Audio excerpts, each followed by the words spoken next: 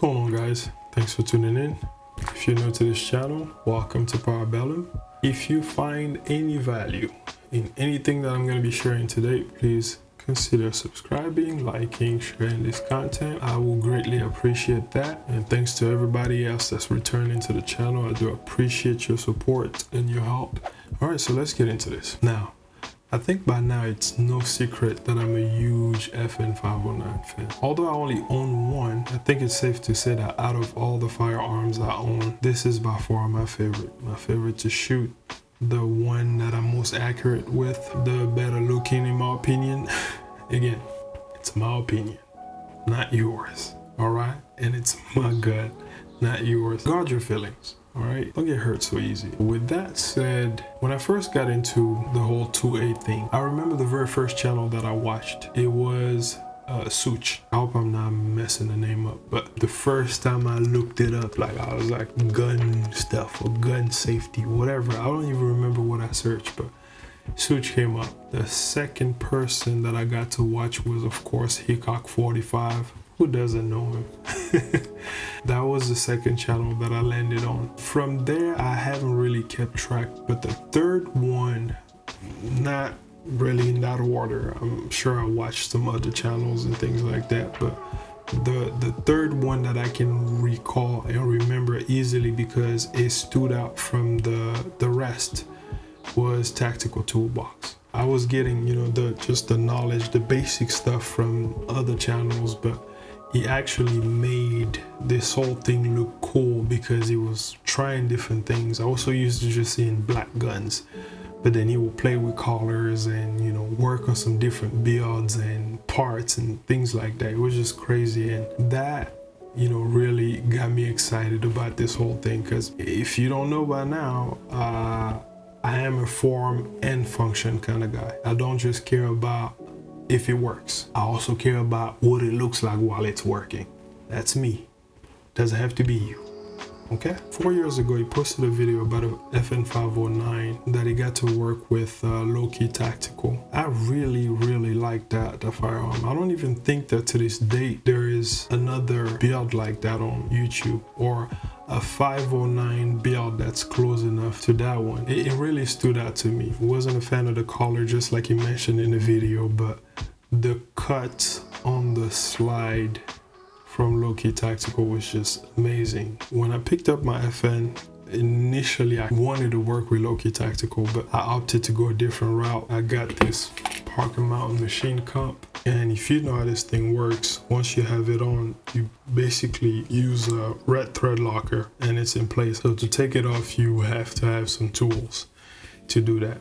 You can't just, you know, undo it like the new compositors that are coming out, which I think are pretty cool. It makes life easier that way. Recently, when I picked up the 509 MRD slide that you can see right there from a buddy of mine, who, by the way, cracked his frame trying to install the Apex trigger, and he had all the tools, by the way, but he still cracked his frame and ended up selling all of his 509 stuff. So that's how I got the extra mag holster and the slide and all that good stuff. Now, when I picked up the slide, I knew exactly what I wanted. I remember that build from 4 years ago, and I was like, this is what I'm doing, because I don't even think there's a company out there that actually does slide work to that extent for FN 509s. If you know of a company that's doing slide milling and stuff like that for the FN 509, drop it in the comment section below. But as far as I know, only Low-Key Tactical was doing that. So they've been doing that for a while. But when I picked up the slide, I was like, hey, let me reach out to Low-Key Tactical. And then nothing. The company doesn't exist anymore. But thanks to Reddit, I came across this post about, you know, Low-Key not existing anymore, but apparently the machinist that used to work at or for Low-Key Tactical was still around and still doing builds and, you know, slide work. I got the name, looked it up online, reached out to the guy. His name is Ryan. He runs a company named RP CNC. So I reached out to Ryan by email. We started a chat. We went over the things that I wanted to do on that slide and barrel, and it was a nice conversation. Very responsive guy, provided all the details that I needed. We even discussed some of the things that I wanted to do and asked if it would work and if it was going to cause any issues in terms of reliability like that. So everything went smoothly. I sent my slide out. He got it, promised me a turnaround of 3 to 4 weeks. By week 4, my slide was done and my man Ryan shipped it back. Ladies and gentlemen, this is the FN slide that I got back from Ryan.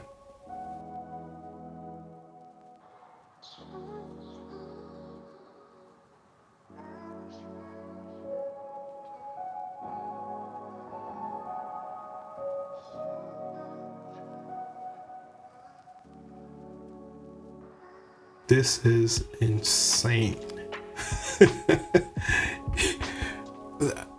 Trust me, the pictures on his website or from like different, because he does it for like Glocks and all that stuff, so you will see some of his work out there. The pictures do not do this thing justice.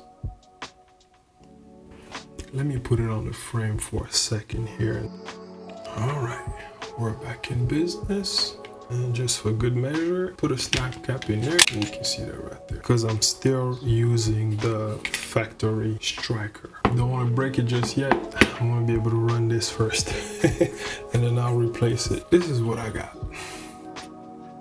Ladies and gentlemen, this is the FN 509 Quattro Porti. Yes, you heard that right. Quattro Porti. Look at this thing.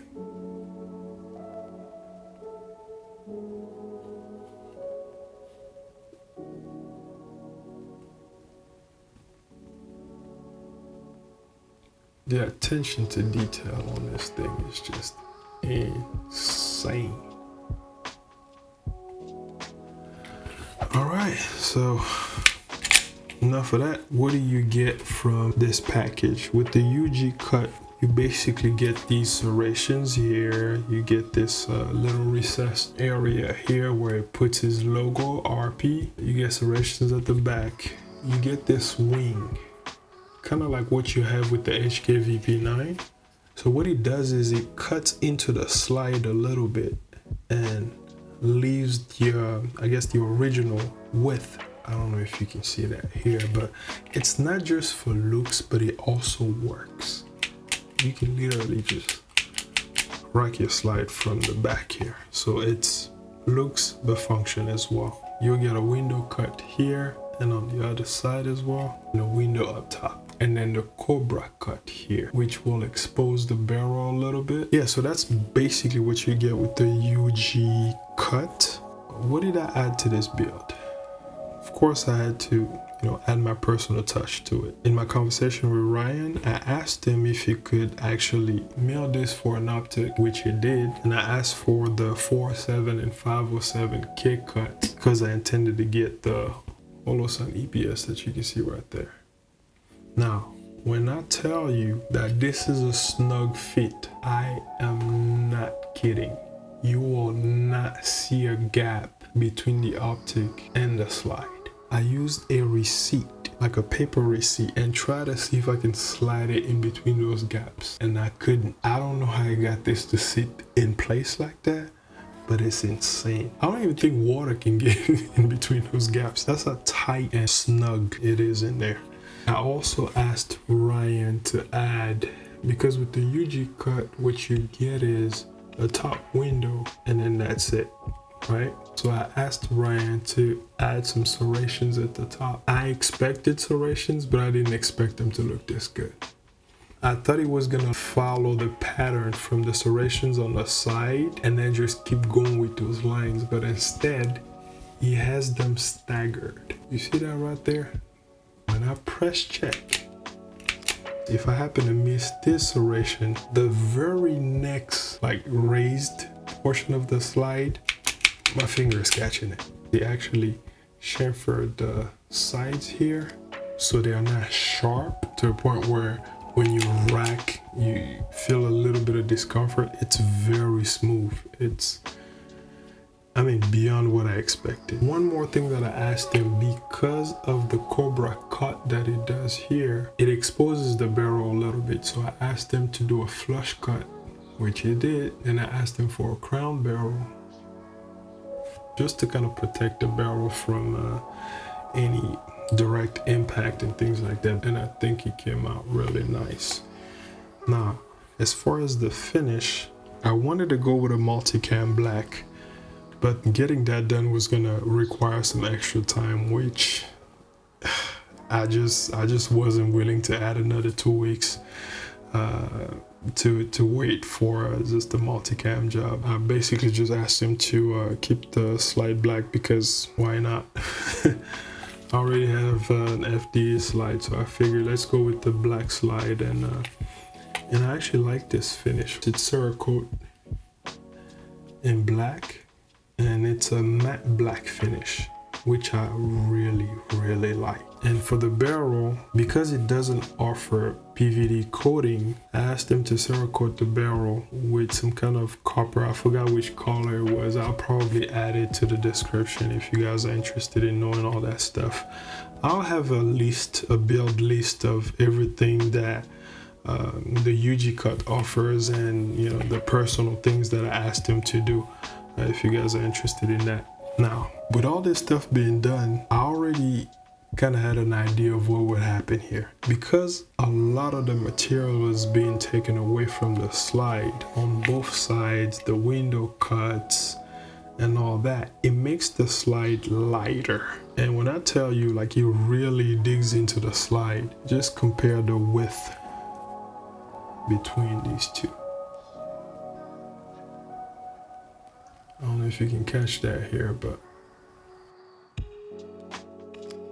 so this is kind of like tapered in this area right here. So there's a lot of material that's being removed from the slide, and it makes it light. Like this is a pretty light gun. Now with that in mind, I knew that with a lighter slide, that velocity was going to be increased, because now when the bullets exit the chamber, it's pushing a lighter slide in the opposite direction, which will make up for a lot more felt recoil. Now to mitigate that, I asked them to give me these 4 ports, and we had to go back and forth because that's not actually something that it does. It does a different, I think it's the Glock C port that is, you know, more familiar with. Those are the kind of porting it offers, and then there's maybe like another option or whatever, but this is all I wanted. He went out of his way to actually give me these ports right here, so that was pretty awesome. The added feature, I guess, here with porting this slide is not just that, you know, you have gases exiting before they get to the tip, which soften or reduces the velocity of the slide going backwards, but you also have the gases coming from the top pushing the front of the barrel down with that pressure. So it's kind of like a 2-for-1 thing here. This is why the port, and this is why I named it the FN509 Quattro Porti. Fight me in the comment section if you want. I will be going to the range today to put it to the test.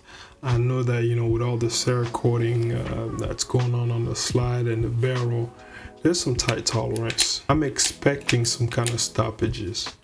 I already lubed it up a lot, actually, when I first got it, just to make sure that, you know, I could rock this. So far, I haven't felt anything like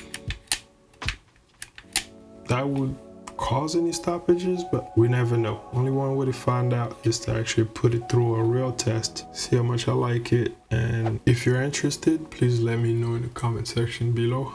I would love to do a side-by-side comparison between these two at the range, see which one shoots better, or softer or flatter, because in the words of that great philosopher Aaron Cowan, recoil is stupid. Alright, so that's about it for today. Thanks for watching this video. Please feel free to leave a comment, like, share, subscribe, do all that YouTube stuff. And let me know what you think about this build. I mean, not that I care if you don't like it, but will you go for something crazy like this? I mean, it's not like it's over the top crazy or whatever. Yeah, just let me know. If you have a ported gun, how does that shoot for you? Where did you get it ported? And things like that. So just wanted to put that out there. Ryan honestly He doesn't even know, and this is not a review of his work. This is a review of my slide that he worked on. He doesn't even know that I have a YouTube channel or whatever, so I will I'll surprise him and send him a link so he can take a look at it. I don't even think he knows which frame this slide was gonna end up on, so this will be a cool thing for him to get to see as well. I will have all the part lists in the description section below for those of you who are interested in picking any of these up.